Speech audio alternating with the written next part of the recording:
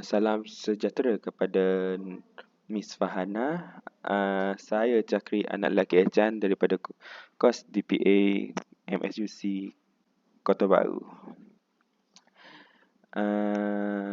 Di video ini saya akan menjelaskan lebih terperinci kelebihan dan kekurangan perakaunan tanggungjawab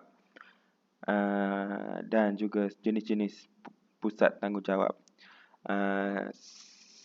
Setelah saya mengkaji semula, saya lebih memahami dan lebih jelas berkaitan topik ini. Okey, saya bermula dengan kelebihan perakaunan tanggungjawab. Okey, pertama, ia mewujudkan sistem kawalan dan direka mengikut struktur organisasi.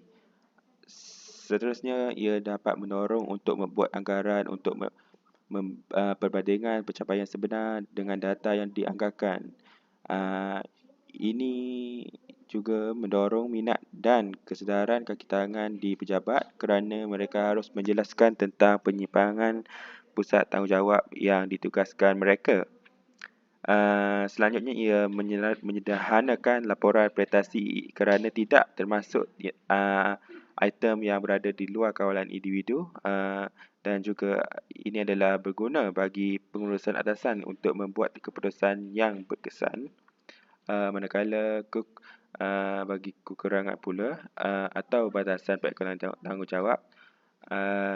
Secara amnya, prasyarat untuk mewujudkan sistem perakaunan tanggungjawab yang berjaya seperti pengenalan pusat tanggungjawab yang tepat, perwakilan kerja yang mencukupi, pelaporan yang betul yang menyukarkan pembentukan sistem perakaunan tanggungjawab. Ia memerlukan tenaga yang mahir di setiap jabatan yang meningkatkan kos syarikat. Sistem perakaunan tanggungjawab hanya berlaku untuk kos yang dapat dikawal. Sekiranya tanggungjawab dan objektif tidak dijelaskan dengan tepat kepada orang tersebut, maka sistem perakaunan tanggungjawab tidak akan memberikan hasil yang tepat. Di sini juga saya akan memperkenalkan jenis-jenis pusat tanggungjawab. Antara pusat tanggungjawab mempunyai 4 pusat. Pertama ialah pusat kos, pusat hasil, pusat keuntungan dan pusat pelaburan. Pusat kos di mana individu bertanggungjawab hanya untuk mengawal kos. Mereka tidak bertanggungjawab untuk fungsi lain. Di pusat ini, penting untuk membezakan kos yang dapat dikawal dan kos yang tidak terkawal. Seseorang yang bertanggungjawab untuk pusat kos tertentu akan dipertanggungjawabkan hanya untuk kos yang tepat dikendalikan.